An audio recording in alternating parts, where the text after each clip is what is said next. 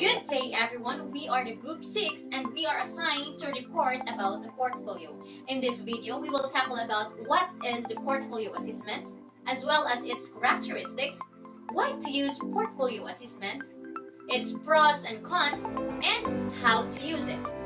So what is a portfolio? It is an assessment based on the systematic collection of learners' work such as written assignments, drafts, artwork, and presentations that represents competencies, exemplary work of the learner's developmental progress. These are powerful tools that allow students to see their academic progress from grade to grade. Next, portfolio assessment is the systematic longitudinal collection of student work created in response to specific known instructional objectives and evaluated in relation to the same criteria.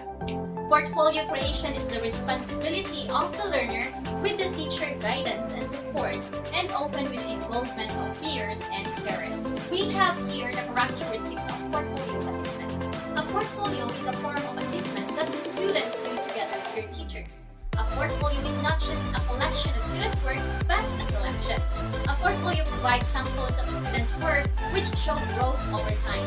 The entries in the portfolio can demonstrate learning and growth in all learning competencies. The criteria for selecting and assessing the portfolio content must be clear to the teacher and the students at the beginning of the process. What goes into portfolio? It can include classwork, artistic pieces, photographs, lab reports, reflections, and other media that all demonstrates the concepts that the learners have mastered. Word samples not only provide reliable information about the student achievement of the curriculum, but also provide students with context for assessing their own work and setting meaningful goals for learning.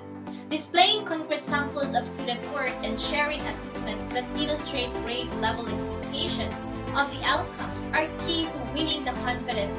Now let us proceed with the uses of portfolio or the portfolio assessment.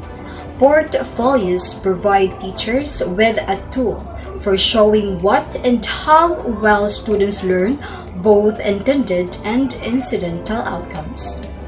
It also provides students and teachers with creative, systematic, and visionary ways to learn, assess, and report skills, processes, and knowledge. Now here are the reasons in using the portfolio assessment. Portfolio assessment matches assessment to teaching. It has very clear goals. It gives a profile of the learner's abilities. It is a tool for assessing a variety of skills. It develops among students awareness of their own learning. It develops social skills. It develops independent and active learners. It can improve motivation for learning and achievement. It is an efficient tool for demonstrating learning. And lastly, it provides an opportunity for teacher-student dialogue. We are bound to the type of portfolio assessment. So the first type of portfolio assessment is working portfolio. It is also known as teacher-student portfolio. This is an interactive teacher-student portfolio that aids in communication between teacher and student. Also, it documents the stages of learning and provides a progressive record of student growth. As the name implies that it is a project in work, it contains the work in progress as well as the finished samples of work used to reflect and process by the students and teachers. The working portfolio may be used to diagnose students' needs in both student and teacher have evidence of students' strengths and weakness in achieving learning objectives. Information extremely used in designing future instruction. So here are the example of working portfolio. Showcase portfolio is the second type of portfolio and also known as best works portfolio, display portfolio. In this kind of portfolio, it focuses on the student's best and most representative work. It exhibits the best performance of the student. Best work portfolio may document student activities beyond school. For example, a story written at home, so it is just like an artist's portfolio where a variety of work is selected to reflect the breadth of talent. Painters can exhibit the best paintings. Hence, in this portfolio, the student selects what he or she thinks is representative work. This folder is most often seen at open houses and parents' visitations. So here are the example of showcase portfolio. The third and the last portfolio is progress portfolio, and it is also known as teacher alternative assessment portfolio. So it contains examples of students' work with the same types done over a period of time, and they are utilized to assess their progress. All of the works of the students in this type of portfolio are scored, rated, ranked, or evaluated. So here are the example of progress portfolio. The advantages and disadvantages of portfolio assessment. Portfolios used well in classrooms have several advantages. They provide a way of documenting and evaluating growth in a much more nuanced way than selected response tests can. Also, portfolios can be integrated easily into instruction. Example used for assessment for learning. Advantages of portfolio assessment. It provides students with structure and motivation to better themselves while ensuring resilience in competition and disappointment. It helps in understanding competence so students can be taught an appropriate level and pace for them. The benefits of portfolio assessment. First, record a child's ongoing development over time. Second, information to help you design instruction.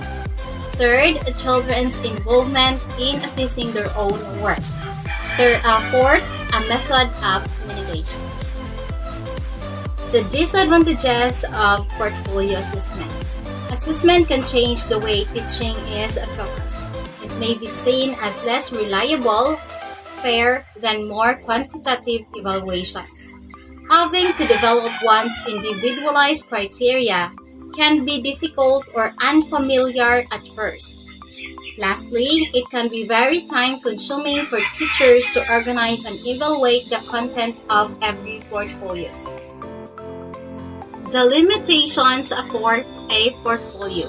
Portfolio assessment's inherent limitations. Lack of standardization, not feasible for large-scale learning assessment.